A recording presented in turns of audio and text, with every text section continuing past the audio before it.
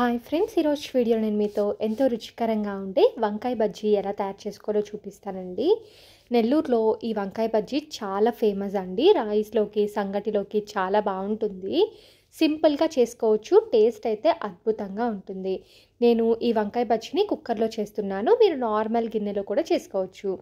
ఒక కుక్కర్ తీసుకొని అందులోకి నీట్గా శుభ్రం చేసుకొని కట్ చేసి పెట్టుకున్న వంకాయ ముక్కలు, పచ్చిమిరపకాయ ముక్కలు, కొద్దిగా ఉల్లిపాయ ముక్కలు వేసుకోండి.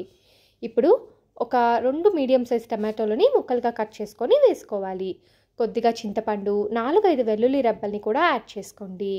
ఇప్పుడు ఇందులో 1/2 టేబుల్ స్పూన్ పసుపు, కొద్దిగా జీలకర్రని వేసుకోవాలి. ఇప్పుడు ఇందులో 1.5 కప్ వరకు కూడా వాటర్ని యాడ్ చేసుకొని కుక్కర్ మూత పెట్టేసి ఒక 3-4 విజిల్స్ వచ్చే వరకు కూడా కుక్ చేసుకోండి. ఒకవేళ మీరు గిన్నెలో చేసుకునేటట్టయితే ఒక 15 నిమిషాలు కుక్ చేసుకుంటే సరిపోతుంది.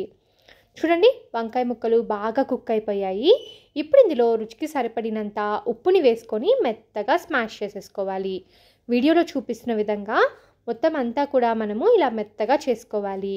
ఇప్పుడు స్టవ్ ఆన్ చేసుకొని ప్యాన్ పెట్టుకొని ఒక 2 టేబుల్ స్పూన్స్ ఆయిల్ యాడ్ చేసుకొని ఆవాలు, జీలకర్ర అలాగే ఎండుమిరపకాయ ముక్కలు వేసుకొని ఫ్రై చేసుకోండి. ఇవి వేగిన తర్వాత 4-5 వెల్లుల్లి రెబ్బలు వేసుకొని ఫ్రై చేసుకోవాలి.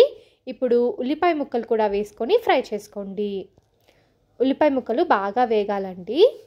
ఇలా ఉల్లిపాయ ముక్కలు వేగుతున్నప్పుడే కొద్దిగా కరివేపాకుని కూడా వేసుకొని ఫ్రై చేసుకోవాలి.